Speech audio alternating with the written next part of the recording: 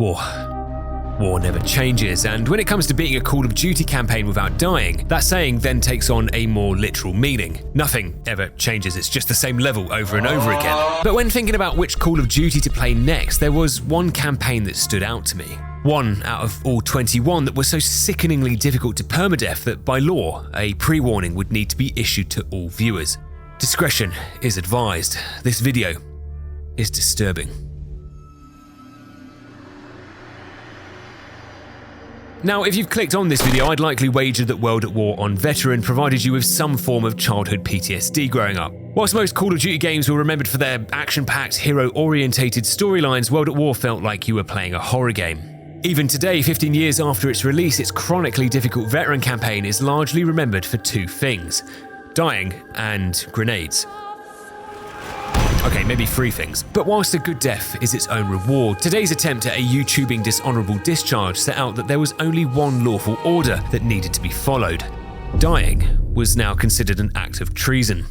In our quest for Mind, Liebe and Glory, we'd be attempting to beat all 15 of World at War's campaign missions back to back on the game's hardest difficulty, without dying a single time.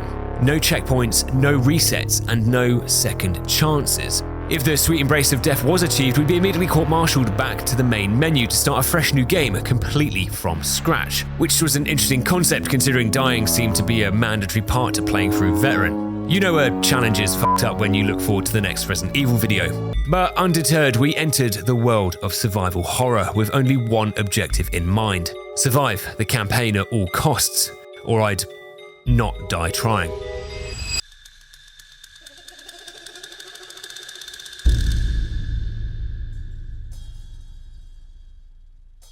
Our first mission starts us off in the Pacific at a morale-boosting corporate away day on the island of Peleliu. With work from home mandates being cancelled, it was nice to get back to the office culture that we'd all missed so much. Having our first experience of the game be rigorous torture had unlimited potential to age like fine wine, unlike Private Pile, whose choice to teabag our torturers 10 seconds before being rescued had aged like milk. With Kiefer Sutherland's reassuring words, we're handed some kind of airsoft gun as we prepared to liberate the island and sample our first taste of World at War's Veteran campaign.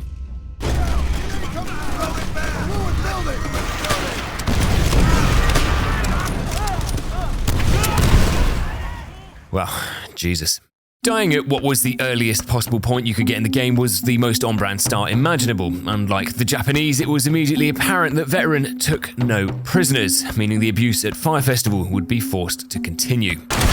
As the military strategy I'd planned in my head became military improvisation, Roebuck's second-hand cringe at watching the man he'd just risked his life to save be immediately folded in half was becoming palpable. Is there a lower point in challenge run history than being killed by an NPC in Last Stand? No. One death away from being put on a military pip, Operation Get Good Scrub was now in effect, and with advanced psychological tactics used to channel our focus, we're finally able to fight through what was essentially me being spawn camped by f***ing robots for half an hour. This is going to be a long video. After saving Matt Damon from a crispy fate, we wondered just how practical it was for someone like Corporal Lozano to walk around a war zone with balls that big. The horrors of war are readily apparent throughout this game, but I don't think there's a worse death than being blown up and then turned into a yo-yo. The shock of this moment is broken up by the first of many banzai charges, a tactic whereby Japanese soldiers would aggressively enter your home to grow and shape miniature trees without your consent. Living in London, being charged at with bayonets is just my everyday walk to the shop, meaning we can quickly press on and support the second landing of troops over at the next beachfront. What the hell? Who took these guys out? I'm gonna do what's called a pro gamer move. Unfortunately for these guys, this wasn't my first World at War rodeo. With the enemy ambush prepaid so quickly that this guy was stuck instantly inside this bin, the end of the first mission was now within touching distance, but with Lozano stabbed through the penis, my flight or fight response malfunctioned, causing me to just shit myself instead of doing literally anything. Oh fuck, no! Passing away violently another 3 times, we were finally able to push through the attacking enemy lines and down into the final objective. Now, I'm going to be real with you all. The ending to this level was straight up caca. For an island that was apparently sand, trees, and a small military base, there certainly appeared to be a metric fuckton of people here. But what was even worse was that the fabled grenade spam was up and running, making Semper Fi one of the most uncomfortable starts to a challenge run I have ever experienced. Making it down to the bunker where our objective was kept us protected from the majority of the airborne garbage and the outrageous amount of damage being thrown our way, but it also accelerated our exit out of this trash receptacle of a level. Whilst the war to save Sullivan's hairline was lost, the battle to permadeath World at War was now only just beginning.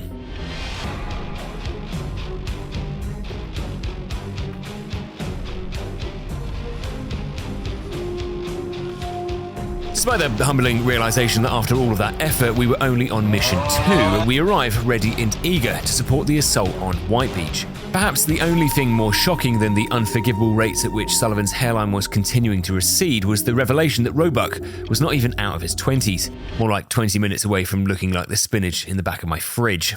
In our second surprise within the space of 2 minutes, Rick Grimes' son was apparently blocking our landing at what was a crucial moment in the assault. You don't understand. You don't stop hitting the gritty. After swallowing 18 litres of suspiciously yellow seawater, Sullivan pulls us out of this puddle and orders us to call in rocket strikes to secure a foothold on the beach. With the power of the US Navy now but a phone call away, it provided a sense of reassurance approaching our opening fight. But there was another power out there in this level, buried under the sands of time, that made these modern tools of war practically irrelevant.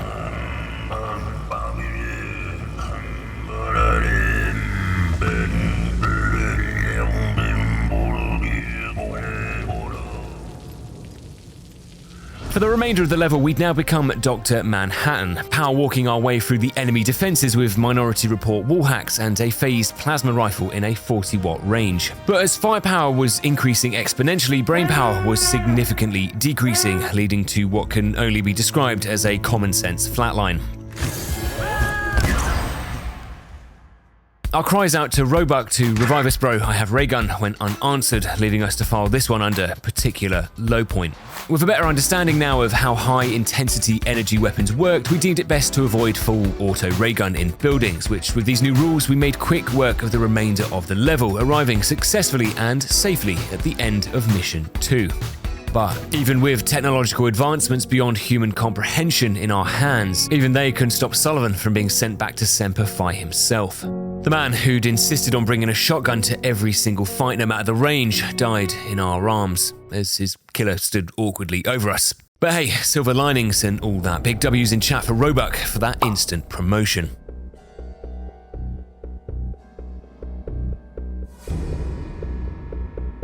Arriving in the mission hard landing, Sullivan's death had left me feeling more like soft landing. As we trudged through the swamp to flank the enemy's fortified defensive lines, we come across an American fighter plane that had lagged out into a tree. Approaching it, the player suddenly reconnects to the server, signaling what was to be the first of many enemy DDoS attacks. Pushing forward to the enemy's flank under normal circumstances, facing an organized and heavily armed defensive force could be dangerous. But luckily, we start this mission with the BAR, and let me tell you, this thing absolutely fucks. When using the BAR, it basically turned the game into a one-way hardcore lobby. If we so much as clipped an enemy's pubic hair with this thing, it was lights out, meaning we could take control of densely populated enemy territory like this in a heartbeat. With both bunkers cleaned out, our advance leads us to a double machine gun nest, where instead of risking our life to gather this freshly orphaned flamethrower here, we can just run up to the bunker and shoot the red barrels conveniently placed in the back for the same results. With any lingering enemies taken care of, their attempts at camouflage gave off the same energy as when kids close their eyes and claim that you can't see them. As we watched another Ryanair flight arrive for a smooth landing, it was clear the airfield was now within touching distance, but to get there, we needed to fight through this enemy stronghold, which seemed eerily familiar, like I'd somehow been here before. An unfortunate incident involving the mishandling of rocket-propelled rifle grenades sends us back to Semper Fi for another hour, but Attempt 17 followed a manner which was more befitting of a Marine trying to permadeath a campaign, as opposed to someone trying to hit a trick shot on high-rise. Now on the airfield, it was critical that we take out the enemy AA guns as quickly as possible to secure the skies for our friendly planes, which it's important to note you couldn't do if you were back in Semper Fi.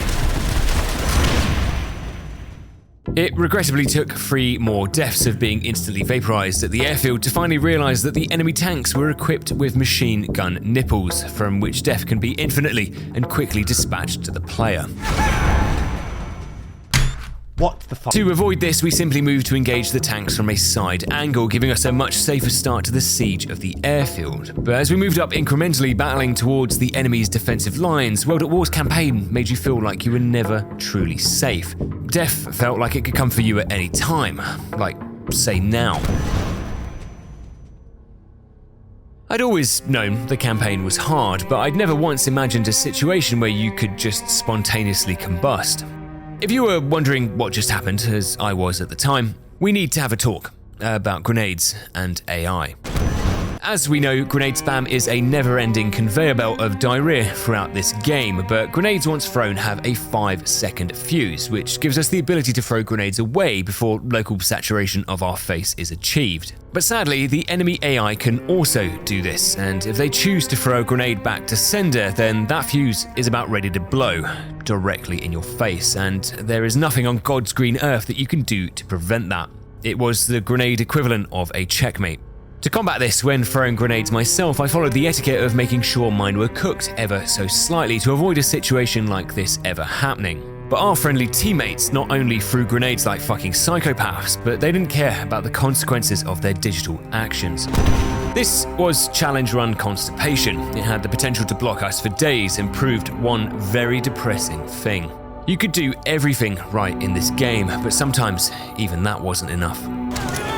Oh my god. Wondering what vein I would rupture if this happened on Mission 15, there was no need to wait that late. The AI were already beginning to fuck me now.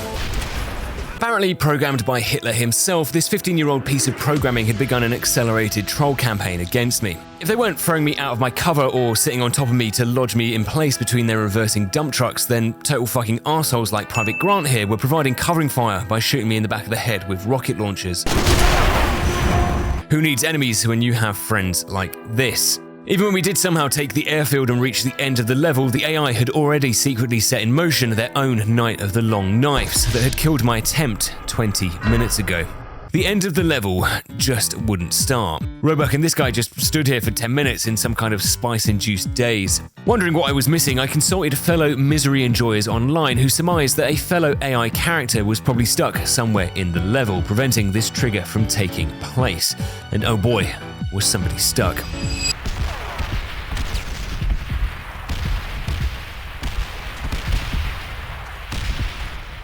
Nothing could remove Polonsky from this metallic prison that he'd created for himself. The threat of death didn't seem to bother him, and our nearest checkpoint had conveniently saved Polonsky in place. Thank you so much. In a turn of events that I'd never anticipated, I decided that the fairest course of action here was to restart the level instead of going back to Semper Fi, which quickly turned out to just be Semper Fi with extra steps.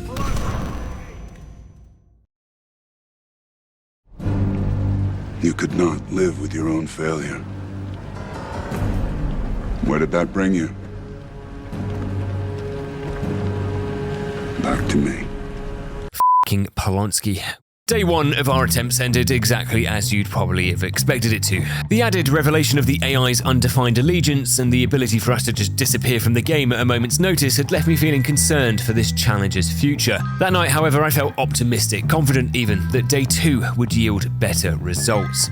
Day 2 did not yield better results. Day 3, though, offered what we had been looking for: progress. One thing I'd overlooked in my travels so far was something that would be absolutely critical for the remainder of the US campaign. Having been one-tapped through smoke one too many times in CS, using smoke grenades in a COD game felt like a meme, but in World at War, they're actually OP. As if Moses himself had parted the battlefield for us, this versatile white gas was essentially a metaphorical wall that we could deploy to cut off enemy crossfire, choke points, or completely disappear from enemy radar. Being completely invisible to the enemy meant that we could quickly make uncontested advances into a level, like on Hard Landing, where after destroying the tanks on the airfield and flanking right, we can smoke off the entirety of the Japanese defense here to create a safe path to this wooden wall, which was coincidentally the invisible trigger that pushes our friendly soldiers up. This move quickly prevents any further enemies from spawning in and converts what was a 10+ minute fight littered with reset potential into a consistently safe 20-second run. With Polanski firmly monitored like a child throughout this entire fight, we arrive at the AA turrets to finally commence the end of the level. With enemy reinforcements arriving to retake said airfield facing insurmountable odds, Roebuck tells us to get on the AA gun to begin defending our position. Now, I like Roebuck, and whilst I respect the chain of command in the politest possible way, I won't be doing that. Setting foot on any of those AA guns is simply a way to fast travel back to the main menu in disguise. In reality, the most effective strategy here is to do nothing. The final fight for hard landing is actually on a timer or a kill limit, whichever comes first, so there's actually no need to put ourselves in any danger. But not wanting to look like a little bitch, our contributions to the war effort enforce the kill limit, signaling US bombers to swoop in from the freshly liberated skies and delete the reinforcing enemy for good, giving us a brand new PB in the process. But whilst we celebrated victory in the Pacific, over in the east, the future of the war was being decided in the city of Stalingrad, where two men were looking to hit the trick shot of a lifetime.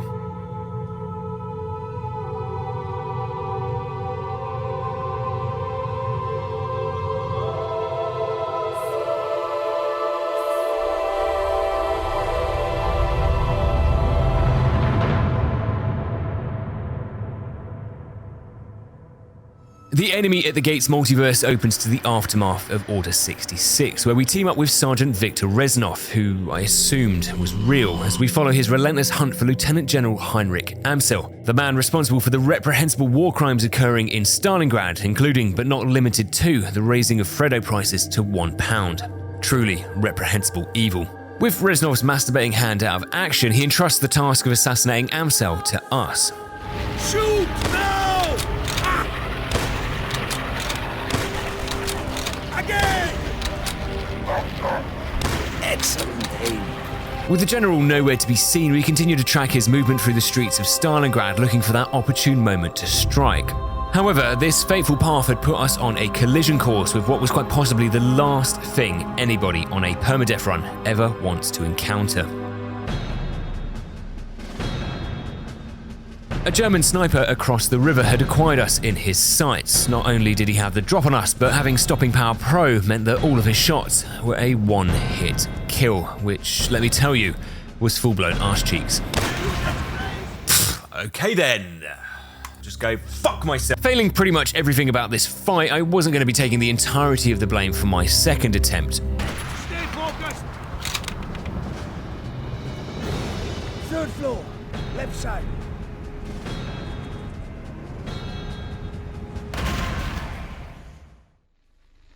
Third floor, left side. The one-hit kill nature of this fight certainly elevated the cortisol levels here, but it likely would have been manageable had this guy not literally been aimbotting. They spotted you. Get over to the window. In a further layer to this decadent cake of horseshit, even if you did land the most confirmed headshot of all time, you needed to hit 2 more shots to finally beat him. You just grazed him. Classic COD hit reg.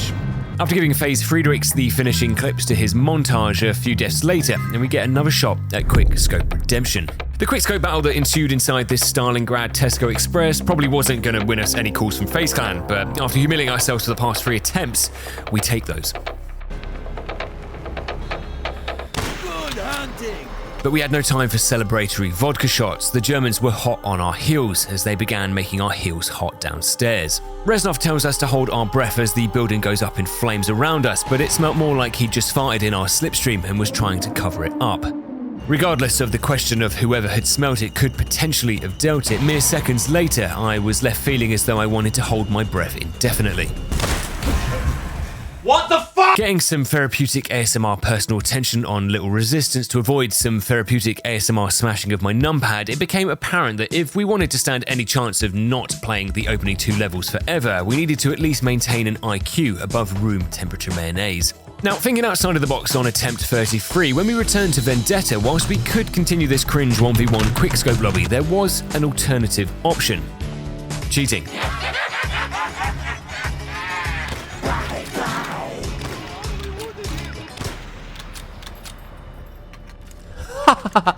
By running straight upstairs to this window, we have around 30 seconds to scan the building across the river for the sniper. Whilst his position is RNG, if he sits on the left side of any of these windows, sometimes we can see his little character model poking out, and we can actually shoot it. Because he won't move until Reznov baits him out, he's stuck in place, allowing us to chain together 3 shots and instantly release ourselves from this black void of insta-death. As for the Germans surrounding the building, after we leave the fountain at the start of the level, we can actually grab the MP40s from the dead soldiers we just sniped, giving us a supremely more versatile weapon to work through the house with. Once Reznov fractures C1 through C7 being blown out this building, the extra weapons and grenades we'd collected doing this new strategy assist us in our assault on the Germans' main communications tower. Which was a good thing, because Reznov's own performance in this level felt like he was being controlled by a Wii remote. With Amsel trying to make a quick escape, whilst Reznov was eager for me to use my face as a bullet receptacle, this strategy wasn't one endorsed by myself. With more snipers hidden out there guarding Amsel's retreat, there was no need for ego challenges or extravagant 360 no-scopes. A confirmed kill is still confirmable if you hit him in the face or blow out both his kneecaps with an anti-tank rifle. With Lieutenant Amsel turned into Lieutenant Dan Amsel, the German army began nuking our building, and with a tense run to the roof, the only way out is down into the river Volga below. Over the next 3 years, Reznov's prophecy comes true as the Soviets battle back from Stalingrad, pushing the German army all the way back to their land to begin spilling their blood.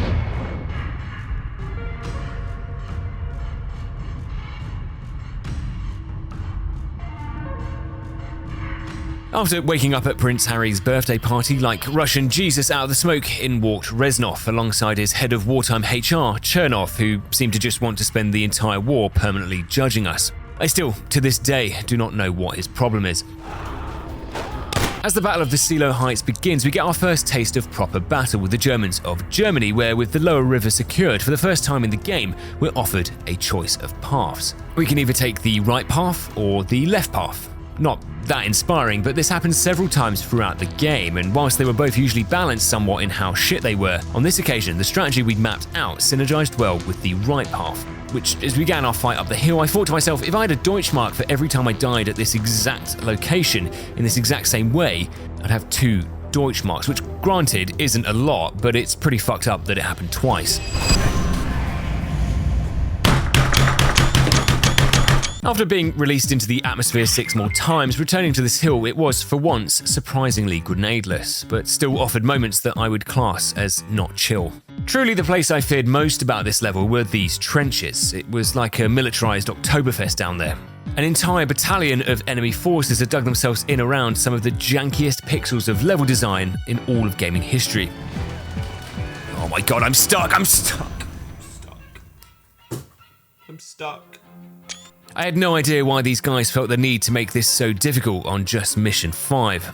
Just like I had no idea why my teammates were so insistent on doing everything they could to ruin my life.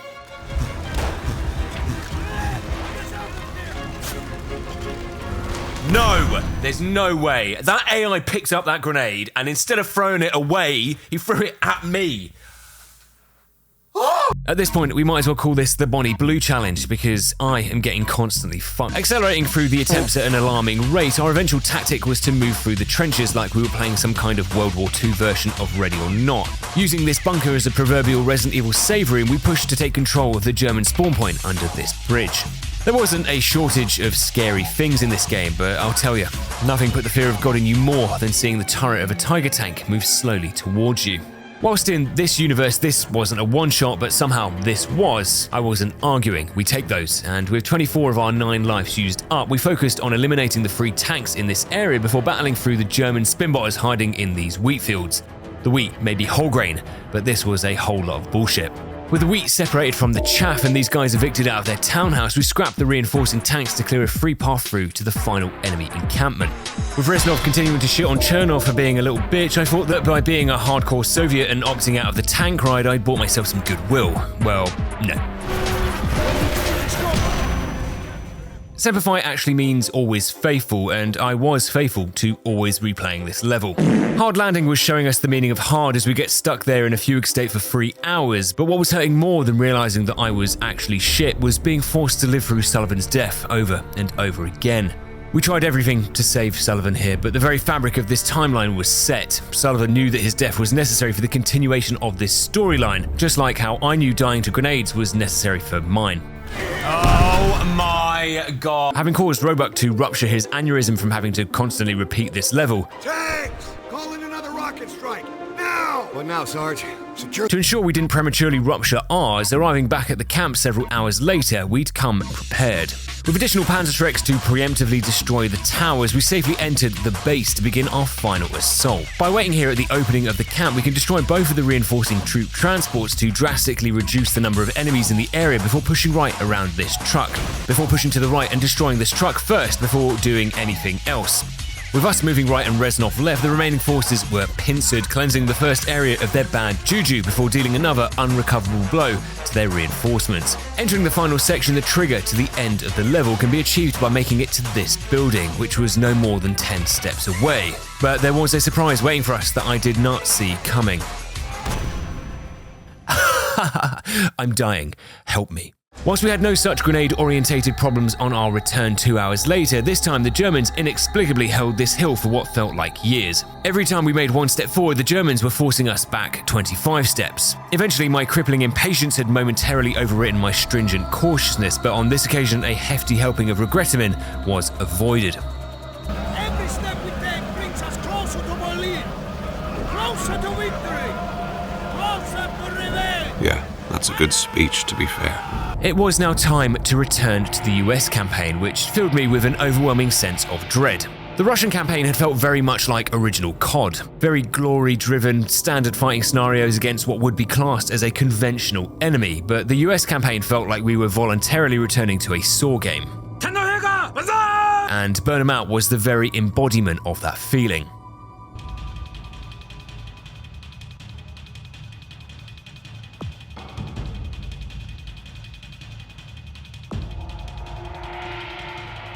In our continued assault on White Beach, we were now tasked with eliminating 3 mortar pits that had US reinforcements pinned down. The only issue with that task was that the mortar pits were hidden in a claustrophobic, anxiety-ridden network of trenches that we had to navigate through in our search of the enemy positions. Danger lurked around every corner, including the first one. Dying at the start of new levels had become an unwanted pattern of behaviour that I seriously needed to kick, but like Palpatine, somehow, 20 attempts later, we had returned. For safety reasons, the flamethrower was immediately swapped out, with the level rebranded to Get 'em Out to avoid any litigious claims of false advertising. The reason for the swap was that this thing is absolute turbo garbage and would likely end up killing us more than it would likely kill anyone else. The opening chaos of this level was due to the fact that the enemy has us completely pincered. With some God mode MG turret keeping this entire opening trench pinned down as soon as we spawned in, any attempts to push out from this trench are greeted by a wall of enemy soldiers, intent on keeping us locked in this death trap. The smoke we'd used to keep us protected from the MG fire was temporary, so we only had a small amount of time to make that push and gain a foothold in the level, or risk being returned back to Semper Fi in a bucket. Despite the constant trading of territory, we'd finally taken that opening area outside Mortar Pit 1, giving us a very faint safety buffer. Fighting our way into that first artillery position, we make use of one of my favourite tricks in the entire game, the old bait and switch. In the game, there are numerous invisible triggers, particularly in the US campaign, where hitting certain points in the level would initiate enemy spawns or ambushes. To avoid being digitally assaulted, by hitting these points and doing an immediate 180, you trigger the enemy spawns, but you immediately put distance, cover, or AI friendlies in between you and the new arrivals. With Mortar Pit 1 destroyed and some of the worst camouflage snipers in the history of gaming returned back to the ground floor, enemies began initiating the Obi-Wan strategy, where from the high ground, they'd basically turn the trench network into a kill box. Unfortunately for them, all we needed to do after spawning them in was jump and shoot, a completely unstoppable tactic. And you know what else is unstoppable? Being gunned down in 16 frames. Apparently the human eye can only see up to 60 frames per second, so this was so instant it might as well have been sponsored by OceanGate. This was nothing short of a hate crime. Survival rates and endorphins were an all-time low as this challenge continued to inject its bullshit straight into my eyes. Fucking hell on earth. Day 8 does start with promise. The promise that this level would be reported to the FBI for acts of terrorism. Between the fact that every time I was euthanized against my will here, it cost me between an hour and 2 days to get back, and how the enemy had decided to start playing Rainbow Six Siege instead of Call of Duty, was straight up not having a good time. These extremists had also been handed out upgraded weaponry, the Type 99, which provided 99 problems but with the added downside of still getting no bitches.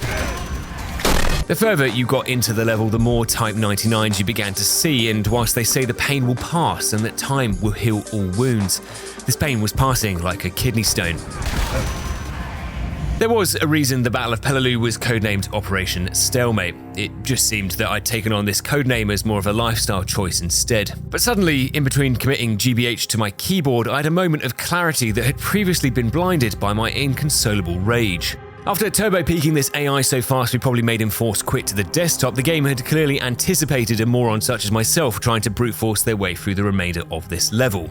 Inside this bunker, the game had dropped a strategic hint at what we needed to do next, reminding us of a clearly vital piece of equipment that we'd immediately forgotten about.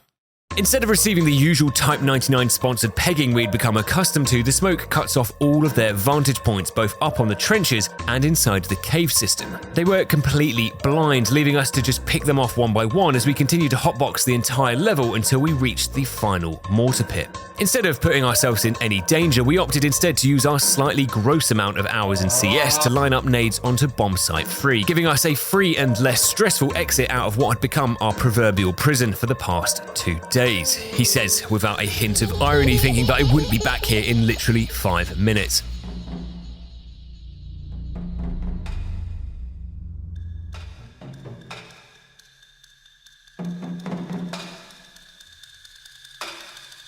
Mission 7 was relentless in name and relentless in nature. After dropping off the tank like we were 15 vodka Red Bulls deep, we were quickly sobered up by yet another surprise ambush, and also an opportunity for me to continue my extremely toxic and categorically unwanted tradition of dying at the start of every new level.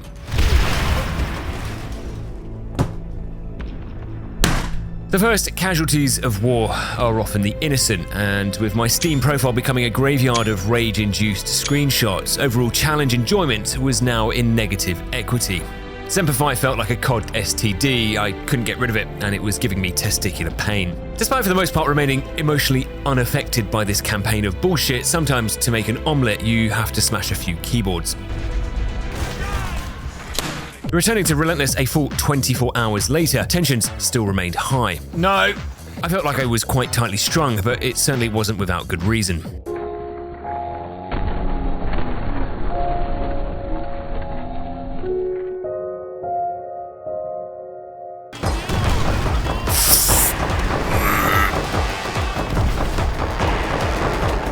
With work conditions inside the team deteriorating fast and blood pressure now sitting at a healthy 170 over 0, our main task was to now work on taking control of that opening left flank. By smoking off the different lanes around us, we protect ourselves from any crossfire, allowing us to focus on the enemies in front of us as we advance towards the first AA gun.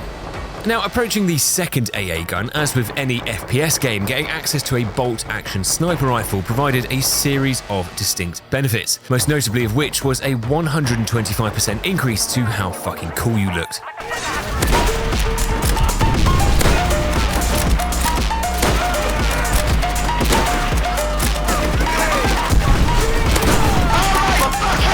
The unsung hero of this challenge were these pants, which being brown hid the fact that I'd shit myself multiple times.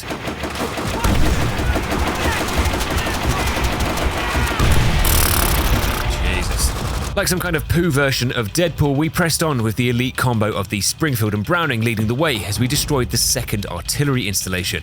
Joining up with additional US forces as they push up and over the enemy's trenches, cooking the area to medium rare, we clean up what was left behind, giving us access to the adjoining cave system, which, like the trenches, were about as enjoyable as assaulting your local DFS on Black Friday. With the left side of the cave offering more base cover, we can smoke off the right side of the cave to establish a far safer and easier way of gaining control of that opening area, as well as the second tunnel that led to the final artillery installations. Arriving at the final cave's opening once any inquisitive heads had been picked off, we transfer over to the parallel tunnel on the right-hand side to assist Roebuck in further filling out the defensive forces in here. With one final push into the cave, the point was taken, but how many times did we have to die here just to take this rock? Already too many. Relay the message to Major Gordon. The artillery on the point has been knocked out.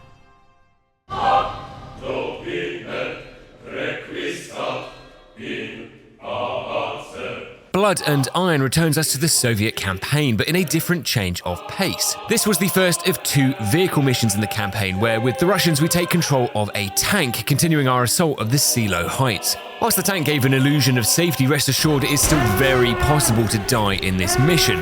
There are infantry, Panzerschrecks, bunkers, tanks and artillery positions all looking for an excuse to spill both blood and iron. But if you knew where to look, you could take aim from a distance, making this entire level a bit of a free one. For the Germans though, it definitely was not so free. With Reznov now becoming the Russian Stilgar as he continued to glaze us for doing what appeared to be just the absolute basics. Boarding the train to Berlin, it was a sad and depressing reality that captured wartime German trains operated more efficiently than UK National Rail Service as we arrived to start Ring of Steel. On time.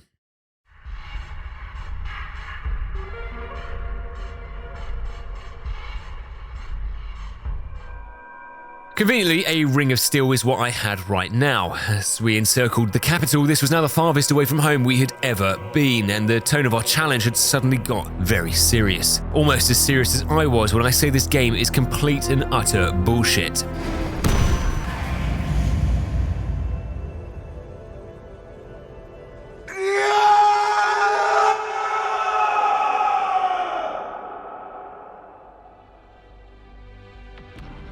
Whilst it took around 2.5 hours to go from Guantanamo Bay back to Mission 9, over the next 3 days I made it back just 3 more times. You'll be pleased to hear that we PB'd all 3 times, which was excellent. What was not so excellent was that the PB was just 10 steps forward each time. Oh my god, it's just too much, man. Too much. On day 11, we were officially awarded the Lily Phillips Purple Heart, which was to celebrate the 100th time that this challenge had successfully fucked us.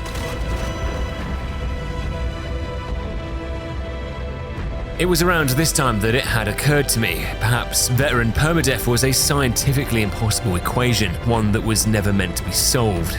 The evidence certainly appeared to suggest so, because as far as I could tell, World at War was categorically devoid of logic.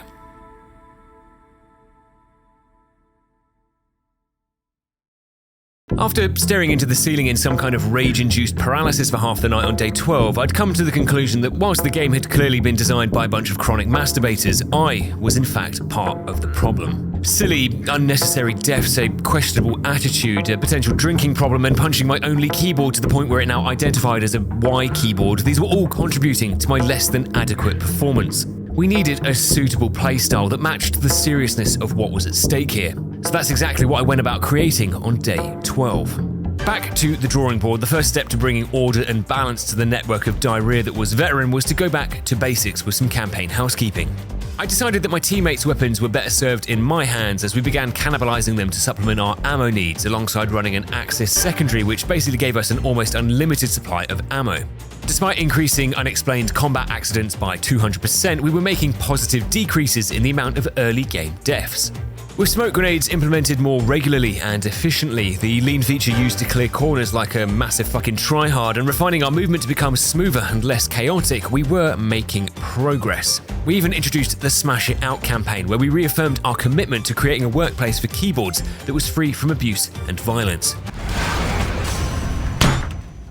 It's still a work in progress. Whilst it was undeniable that all of this was helping, there was still one large problem that went unanswered. While seemingly an unavoidable problem, those problems are my speciality. Like some kind of Call of Duty David Attenborough, I spent the remainder of day 12 studying the AI and their grenade launching habits in the hope that I could understand what made them so fucking insufferable. What was clear from my investigation was that grenade spam was more prevalent when 2 factors were met: distance and enemy saturation. By having a high volume of enemies in an area who are behind cover and within a certain distance to you, your chances of receiving grenade spam are high. And those odds grow exponentially the longer you're stationary in that position. These factors are everything the grenade algorithm is looking for, but you can reduce your chances of receiving grenades to 0 if you just move away. I know, genius, right? By putting enough distance away from the AI, you're now out of grenade range. But what happens when you want to press forward to our next objective? Well, that's when we move to the next phase of our master plan. PESA combines a lifelong dream of being enough of a nerd to create my own acronym with a list of 4 actions that when completed would allow us to safely control and advance into a new area of the game, without the threat of being bombed into the Earth's crust. The first stage is picking a position with plenty of cover and distance from the opposing enemies. Once established, we begin eliminating any enemies within our immediate line of sight from the area before moving to suppression. With no units in the area, the game will spawn additional enemy recruits to enter the battlefield and take up the positions that their late predecessors had just given up. With them running towards us to try and secure that predefined position, they were easy targets, barely shot, and more importantly, when moving, they didn't throw a single grenade. If positioned well enough, we could effectively spawn camp the enemy, quickly depleting finite spawns to take that area indefinitely, or in the scenarios where spawns were infinite, we simply needed to wait for an opportune moment to enact the last part of the strategy. With a gap in enemy spawns identified, we'd press up further towards our objective, stopping at cover if needed to begin the cycle all over again until we made it so far up that we'd hit the trigger to close off that enemy spawn point permanently. If for whatever reasons enemies overwhelmed us or grenades started coming in, we simply moved in a calm manner to safety and started PESA all over again. And at the risk of sounding like I was giving myself a hand job, this seemed to be working. I was still dying in Semper Fi like any good private would, but the times where I was able to implement the strategy, levels that had previously provided headaches and regrettable deaths were almost a thing of the past. With a sizable difference in what now felt possible, the tides of Veteran began to shift. On day 14, after the obligatory death in Semper Fi, in just 3 attempts, we pulled together a run all the way back to Ring of Steel. Now, instead of rushing in with our comrades, we dropped back to spawn, where from the safety of this wall we could start identifying targets. A very risky strategy with the Russians' history of dealing with soldiers not charging forward to their death, but our results were speaking for themselves. However, don't be fooled into thinking that the rest of this challenge was going to be a beautiful stroll through the rest of these levels. Remember, this mission got its name for a reason.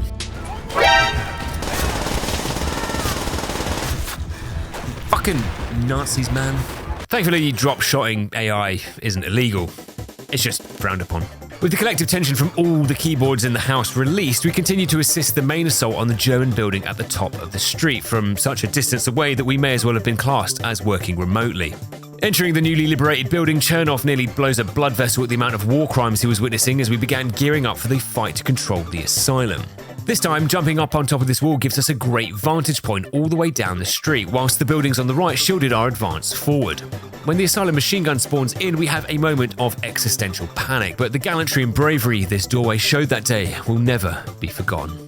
With the arriving reinforcements ground down, we were able to enter the asylum for only the 2nd time ever. This place reeks of nightmares and madness. This place, it feels like home. With the Germans ambushing us in the toilet, we dropped back to the opening doorway before working quickly to claim the urinals from Mother Russia and gain access to the courtyard. Yeah, that's not going to be family friendly. Hanging around in the courtyard was a surefire way to get Panzerschrecked in the face, so by sitting back in the toilet hallway, we used the STG to pick Germans off the roof one by one until we could move up, clearing the remaining rooms of the asylum one by one, until all that was left was to head towards the end of the level.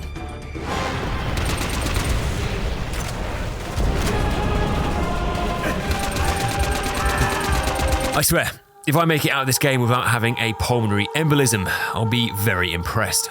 With years continuing to melt off my life expectancy, this was a friendly reminder to again never trust AI marking off rooms as clear. Fool me once, shame on me. Fool me twice, also shame on me. With our tanks advancing like a wall of protective steel and the empty buildings providing ample protection from any last-minute accidents, Ring of Steel was finally unclenched.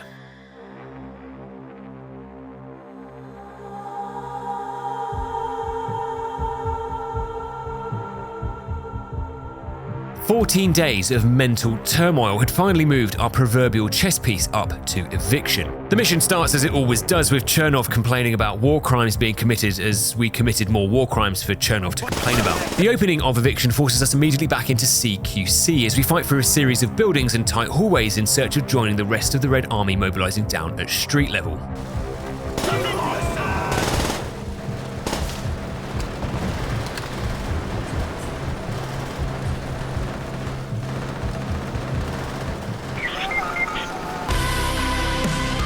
As we moved very, very carefully through this first room, the enemy again continues to break the rules by using Panzerschrecks and doors, making the opening fight for the foyer more explosive than I'd have liked.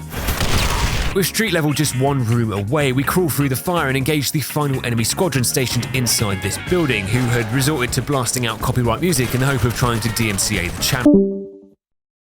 Reuniting with the bulk of the Red Army, the battle now pours out into the streets, which felt like we were walking into an apocalypse.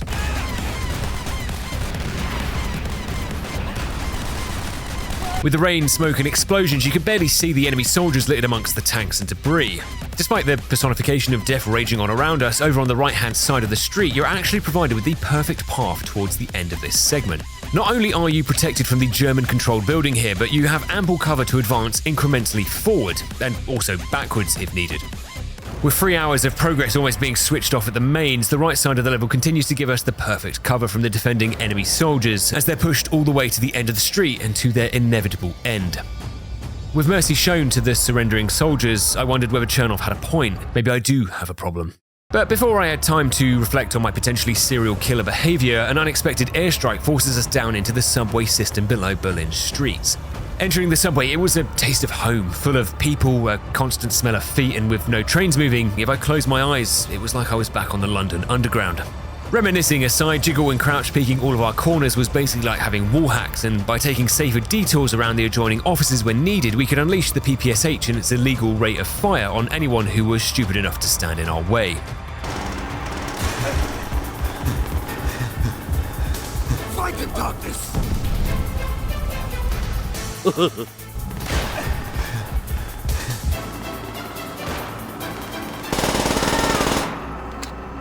With enough backshots that I felt we should probably just upload this to OnlyFans at this point, the friendly AI continued to blow through the absolute rock bottom expectations I had for them as they cleared critical corners like they were Ray Charles. Doubling back to ensure there were no more Reich-flavoured surprises behind us, we pressed the enemy down towards the end of the line, which was ironically the end of the line for them as well. But as the red wave of the Soviets washed over this final pocket of resistance, the enemy were about to return the favour in a more literal way.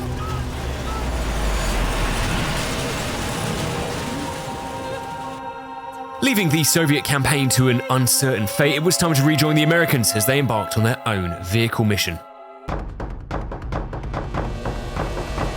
This mission, like Blood and Iron, had a percentage chance of achieving death, but overall it felt pretty forgiving.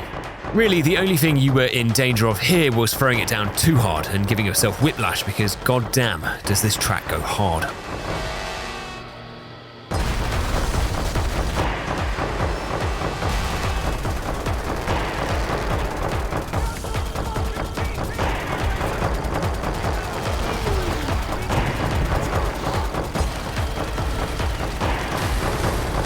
With the enemy now just resorting to low-tier trolling, we had them on the ropes, and with as many sailors rescued as we could carry, we began preparations for the final push to complete the US campaign.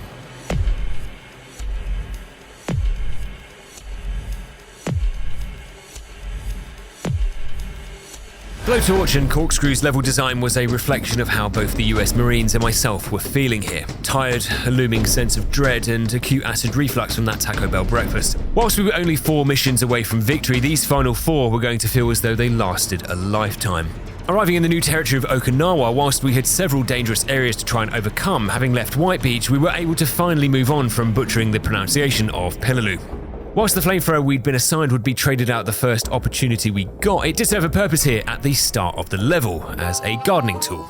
By accelerating climate change and burning away the grass and the foliage engulfing the area whilst environmentally unfriendly, it helps to create a cleaner, more visually appropriate workspace for the imminent ambush that we were about to walk into. Our instant retreat back to this rock in our clean area allows us to defend easily against the ambush and hold this choke point down to the west where all the reinforcements were arriving from. Approaching another fortified enemy position, the key to this section is not to run up the middle lane with the rest of the team, but instead run up this hill to the west.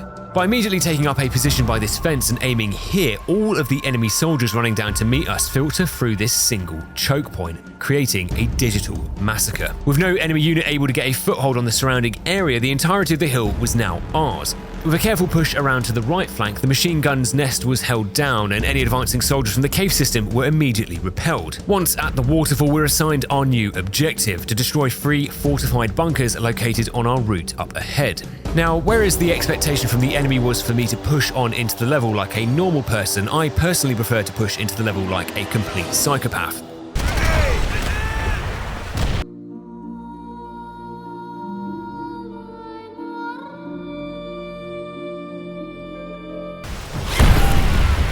With an infinite supply of satchels available from this supply drop here, instead of running into the line of danger, I chose instead to throw 17 of them over this wall onto the waiting heads of the enemy positions. With our bombing run complete, we can actually jump peek the adjoining area from this ledge, giving us a free advanced screening of the next area. With a running jump, we can then clear the ridge entirely and take up an unbeatable vantage point over the rest of the first bunker, allowing us to destroy it with no resistance. The second bunker, not so much. We can still throw satchels over to clear the initial area, but the enemy soldiers had clocked our strategy and were all too happy to begin launching their own explosive shit over the wall. It became a strange hybrid game of volleyball battleships, but for us though, we had the time and patience to wear the enemy down, and before long the group guarding the path were gone, allowing us to blow Bunker 2. The third and final bunker provides almost no challenge at all, as enemy reinforcements continue to arrive drunk and from a singular choke point. Had they learned nothing? But really, the question was, had we learned something? The game again offers us a choice, to take the left path or the right. Really, this was like choosing if we wanted to kiss Nigel Farage or rim him, but the right side's awkward terrain and enemy placement made it considerably harder than the left path, which offered a far lower probability of death. But that didn't mean it was any less dangerous. To take control of this devolving situation quickly, we smoke off our right flank on the way up to safeguard against any crossfire, before throwing another smoke directly into the onrushing enemy path. By doing this, they were essentially entering our crosshair completely blind, allowing us to quickly establish ourselves at the top of the hill before pressing down towards this rock.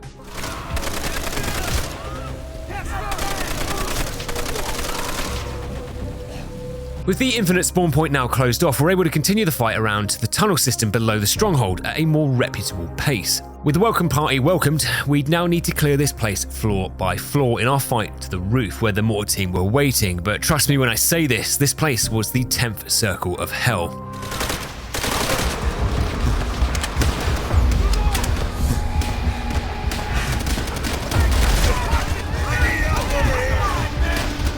Oh my fucking god. I don't think you can come any closer to losing it all than this moment right here. Up this ladder is the final floor that we had to take. With the enemy tracking us through the floor with their aimbot and hard scoping the ladder, I wasn't particularly keen to volunteer to go up first. Instead, my intention, whilst slightly unethical, had been to force my friendly teammates up there first to secure the LZ, which would allow me to move up there safely a few minutes later. But for whatever reason, they refused to go up the ladder. I don't know whether this was some kind of protest or attempt to unionize, but no matter what I did, they refused to go up there. After 5 minutes of waiting, it became clear that I had drawn the proverbial short straw and would need to go where apparently no man wanted to.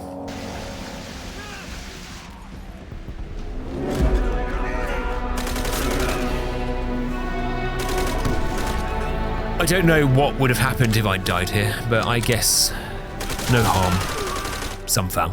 Moving around to the right side of the room, we can take immediate control of the flank, which quickly leads to us taking the remainder of the final floor. With the only objective now being to destroy the mortar pit crew above us, we use the same plan from Burn 'em Out to pressure the remaining AI from the safety of downstairs. Safety on World at War. What a quaint concept. What the fuck? Taking it upon myself to discipline Private Grant for what was insanely his second self-sabotage infraction of the challenge. With a clear workspace, the mortar pit quickly succumbs and we earn a reassuring slap on the bum from Roebuck for a job well done. But as we loaded Private Grant onto the truck, Hudson's dad tells us that this was far from over. We were now being sent to take Shuri Castle. But if we took Shuri Castle, we all go home. Except you, Polanski. Fuck you.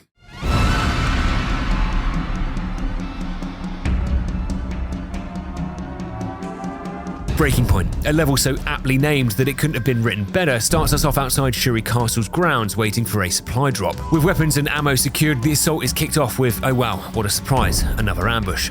After holding the line valiantly, we're forced underground by mortar fire, but running to rejoin the team, Def gives us a little tickle of the bumhole to let us know that he was always watching. me. What the fuck? The stress never truly ends, but with the enemy's underground intel teams deleted, the assault of Shuri Castle could now officially begin.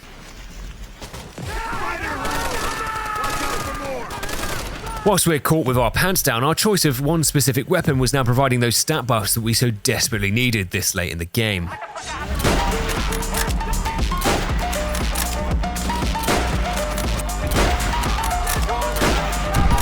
Once we'd broken the initial ambush and secured the grounds, it became a cycle of incremental advances up towards the gates, using the right flank and the cover provided by its trees, rocks and monuments to keep attempt 115 protected. Before long, we'd reached the gate, but we're greeted with streams of reinforcements running down from Shuri Castle. As our rampage through the level continued, the supporting forces around the mortar pits were dug in deep, but with the Springfield, there was nowhere to hide. With the mortar pits destroyed, we became the mortar pits as we primed shells on Polonsky's head and launched them across the map at unsuspecting victims.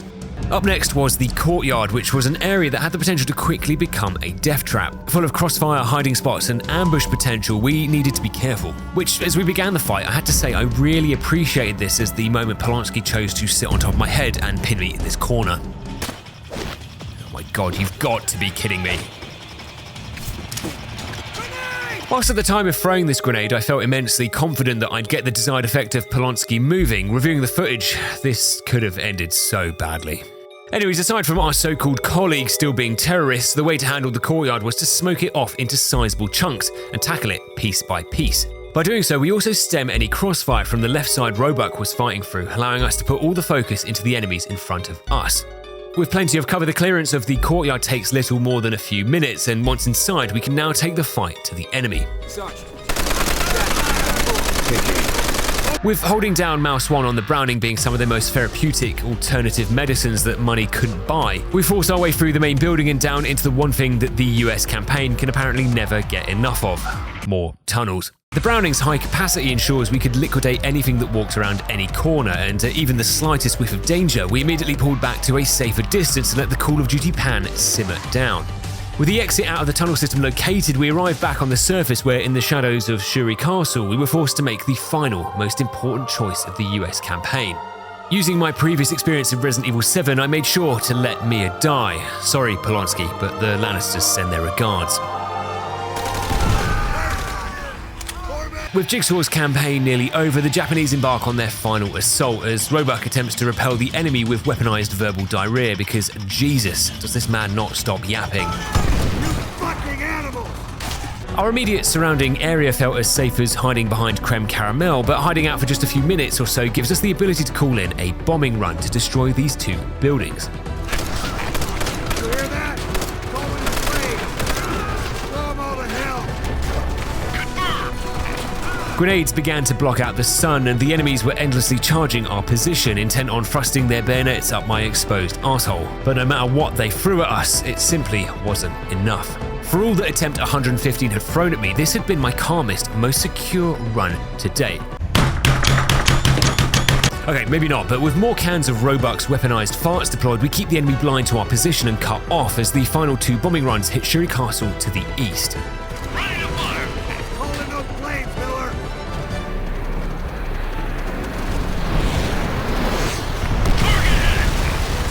I have never been more relieved to see two words in all my life. Finally, after 2 weeks of trying, unlike Polonsky or this guy, we'd drawn a close to the US campaign without dying a single time. And whilst for Miller and Roebuck, the war was over, for us, it was just beginning. This is the enemy's last stand. When we take Shuri Castle, we go home. All of us.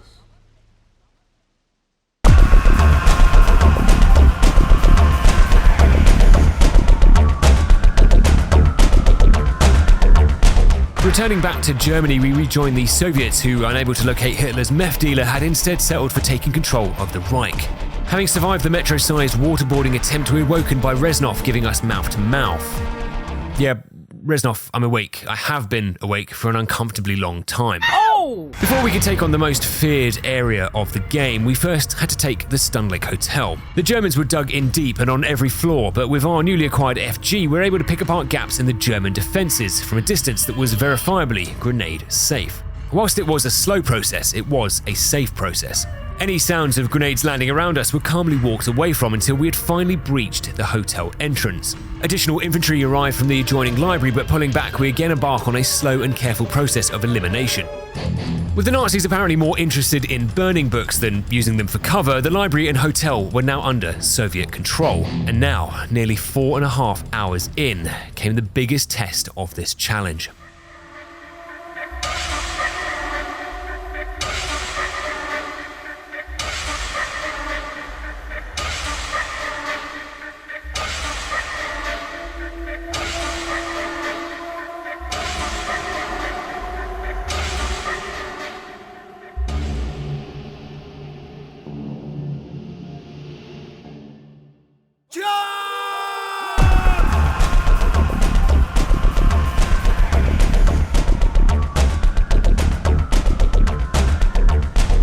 Despite my computer-controlled brothers sacrificing their lives for the motherland, I personally was not so keen. Instead, we'd already begun probing the German defensive line, eliminating fortified positions and looking for that perfect gap to advance up to. With one identified, we moved slowly into the right-hand side of the map, working towards this gap in the wall, looking carefully for a safe, opportune moment to advance in. Okay, sure, now it's fine. For the entirety of this section, what we are simply looking for is the earliest opportunity to deploy our Pesa strap. Once our suppression phase had ended, we were looking to carve out opportune moments to advance forward slowly and carefully, looking specifically for those trigger points that would push our friendly AI to advance and permanently secure territory from the enemy. When they did, that territory would now be ours for the remainder of the game, regardless of if I was next to them or 5 miles away. And so, the battle raged on. Whilst it felt slow at times, territory was being gained. Whilst not wanting to jinx this run, there was this overwhelming feeling that we could be on the brink of something special here.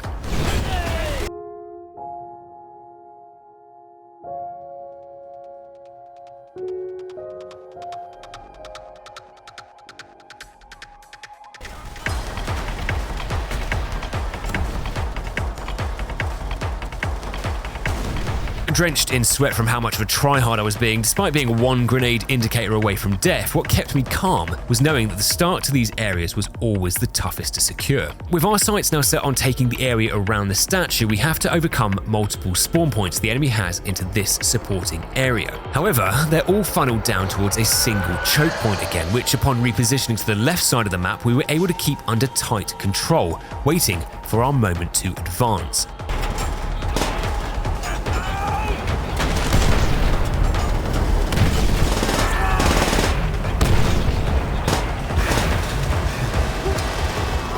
With Reznov and the boys securing this area piece by piece, the rest of the position was quick to fall, giving us the high ground as we begin our assault on the penultimate area.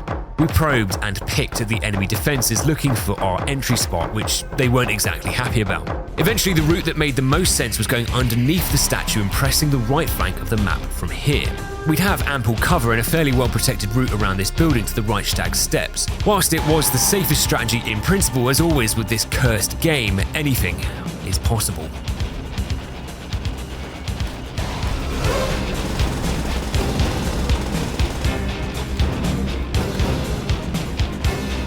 Whilst the game was continuing to test how quickly my heart could move blood around my body, I was emotionally dead inside. I was now a man of focus, and despite now looking like Roebuck IRL, all that remained in my psyche was surviving these next 2 levels. Overcoming that single speed bump that felt like the size of Morocco, as originally anticipated, my plan to move across the right flank was working. We have the safety and cover we needed to quickly hit the invisible trigger here that signaled to Reznov and his crew of vodka enthusiasts to hit the Reichstag stairs, and in doing so, we began the final fight. We conducted a quick backlog cleanup of the area to ensure we had no stragglers shooting us in the arsehole before supporting the AI from a distance in our attempts to calm that area down. We actually don't ever have to put ourselves in the middle of the absolute urinal of computer genocide that was taking place on the Reichstag stairs. Enemy spawns on these stairs here are not infinite, so we can pin their defenses down from a safe distance as Chernoff and the team make advances on their own accord.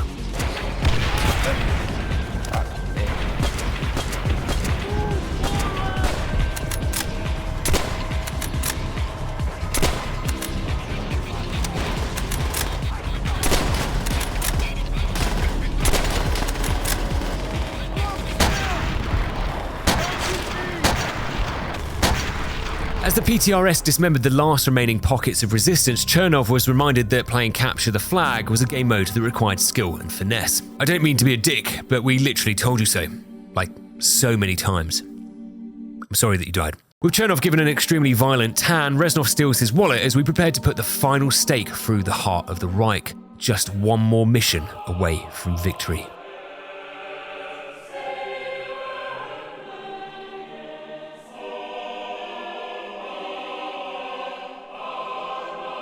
Downfall, the final level.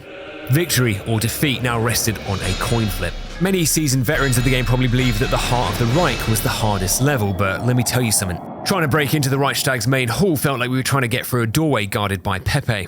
With the Third Reich calling everyone back into the office, the enemy was throwing everything they had at us to stop our advance. The difficulty of this fight was largely caused by having to use some of the most dogshit Russian weaponry known to man, but was also exacerbated by the fact that the enemy had superior positioning, cover, and weaponry that made crossing this entranceway almost impossible.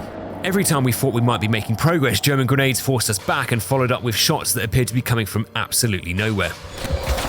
I'm stuck. Whilst we obviously couldn't stay here, I was 100% certain that if we stepped out into that hallway, we died. After 11 minutes of trying, wondering what the hell we do, suddenly we get our unexpected break. Fire the Panzerschreck! A random conscript arrives and rockets the machine gun nest, finally destroying it and removing its oppressive control on our position. In doing so, it bought us a small amount of space. Crawling up the stairs, we made a run to this block of paving slabs on the right, which, whilst initially making us feel as safe as our fingers did behind half-ply toilet paper, once we were safely positioned, it gave us the perfect amount of room to peek out from and begin eliminating the targets holding that first defensive line. The first opportunity we got, we pushed to these sandbags, and now it was only a matter of time until that right side fell. Our work on destroying that right flank came at a cost of new underwear, but luckily I had stocked up. You could feel Def was getting frustrated. We cheated him so many times that you could feel his desperation at potentially losing the life that he felt so entitled to. And whilst there were times that had him rubbing his hands in anticipation, he would continue to be denied. Now, with the perfect angle on the rest of the German forces, the main hall fell, meaning the last push was for us to take the stairs. With grenades landing at our feet as if they'd been teleported there, the defenders on the stairs could do nothing to hold back the red tide sweeping over them, surrendering us entry to the Parliament floor. Nothing quite prepares you for the impact of seeing the Battle of the Reichstag's floor. Being here felt illegal, but visually it felt like the true embodiment of this experience. After taking care of the reinforcements over on the south balcony, we pushed downstairs to support the rest of the Russian forces, using a Panzerschreck to destroy the Third Reich sigil. Wait. Sadler! With Osman Sadler destroyed for a second time, the enemy and their hold on the building was beginning to crumble. After getting access to the southern balcony, the penultimate area of the game was treated with the kind of caution and carefulness that you might expect. I had no intention of throwing away this golden opportunity to get my life back. I'd come this far. With access to the roof now gained, this was the final push. The PTRS that we'd saved from the Parliament floor professionally cleared our corners, and its scope ensured the Panzerschreck snipers were removed promptly from their dangerous vantage points. Our friendly AI provided hints as to where unseen enemies were hiding, and our continued use of the peek shots technique gave us leverage over the waiting enemies. Retreats were necessary for the greater good, allowing us to eventually capture this small piped-off area behind the last line of defense.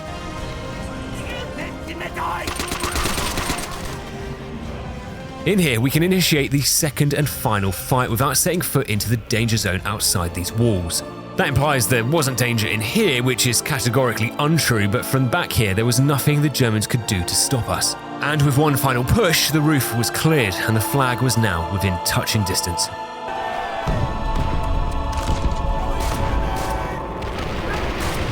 With one final bullet taken for our country, we stake the Soviet flag above our conquered building, signaling the release of the world from the horrors of this war and us from the horrors of this challenge. 5.5 hours, 115 attempts, 114 deaths, 1 keyboard and 1 set of headphones later, and it was done. Proving that with the right strategies, patience and a questionable state of mind, you can indeed beat World at War on Veteran without ever dying. Peace was indeed an option, and now like Roebuck had always wanted, it was finally time to go home.